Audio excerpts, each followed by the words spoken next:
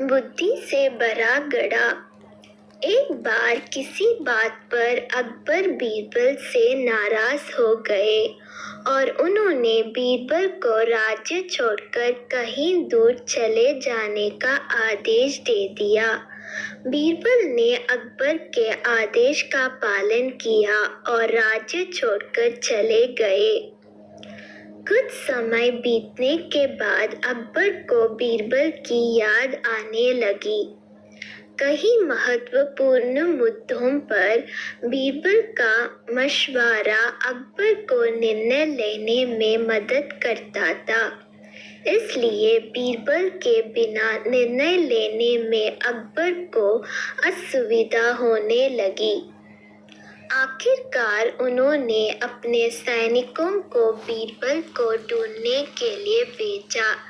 सैनिकों के कई गांव में बीरबल को ढूंढने का प्रयास किया, लेकिन बीरबल नहीं मिले।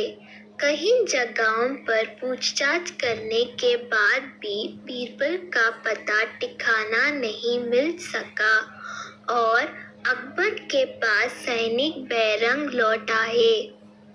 अकबर किसी भी सूरत में बीरबल को वापस लाना चाहते थे। इसके लिए उन्होंने एक युक्ति सोची।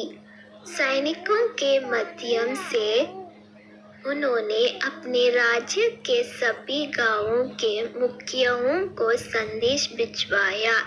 संदेश इस प्रकार था: एक माह के भीतर एक गधे बुद्धि भरकर उस गधे के साथ दरबार में उपस्थित हो।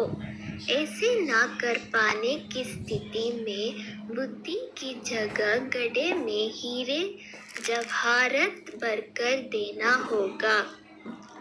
अकबर का ये संदेश सैनिकों द्वारा गांव-गांव में प्रसारित किया गया। एक गांव में बीरबल वेश बदलकर एक किसान के खेत पर काम किया करते थे।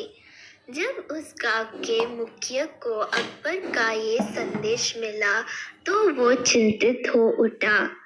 उसने गांव के लोगों की सभा बुलाई। बीरबल भी उस सभा में उपस्थित हुआ। गांव के मुखिया ने अकबर का संदेश गांव वालों को दिया तो सभी सोच में पड़ गए। तब बीरबल ने मुखिया से आग्रह किया, महाशय, आप मुझे एक गड्ढा दे दे। मैं इन महीनों के अंत तक उसे बुद्धि से भर दूंगा। मुखिया के पास और कोई चारा नहीं था। उसने एक गड्ढा बीरबल को दे दिया।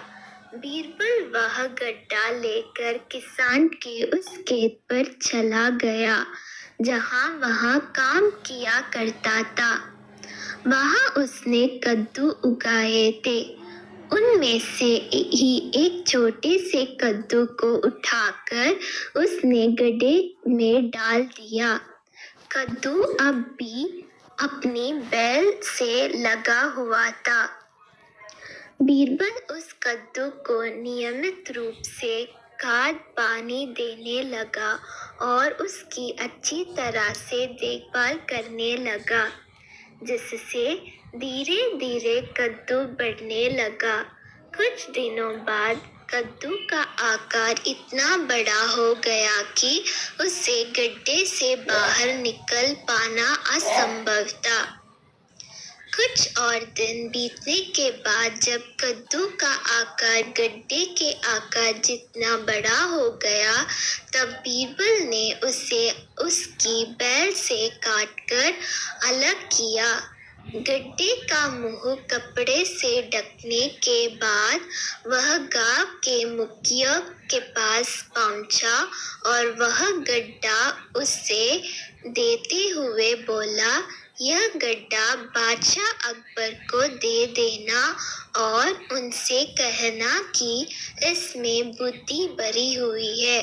उसे बिना काटे और इस गड्ढे को बिना फोड़ने उसे निकल लीजिए। मुखिया बादशाह अकबर के दरबार पहुंचा और उसने अकबर को गड्ढा सौंपते हुए वैसा ही कहा जैसा बीरबल ने उसे कहने के लिए बोला था। अकबर ने जब गड्ढे के ऊपर से कपड़ा हटाया और उसमें झांक कर देखा तो उसमें उन्हें कद्दू दिखाई दिया। वे समझ गए कि इतनी दूर की सोच सिर्फ बीरबल की ही हो सकती है। पूछने पर मुखिया ने बताया कि यह उसके गांव के एक किसान के खेत में काम करने वाले व्यक्ति ने किया है। अकबर जान चुके थे कि यह व्यक्ति और कोई नहीं बल्कि बीरबल है। वे तुरंत मुखिया के गांव गए, वहां किसान के घर जाकर बीरबल से मिले और उससे माफी मांगकर वापस दरबार में ले आए। सीख: हर समय का कोई ना कोई हल अवश्य होता है।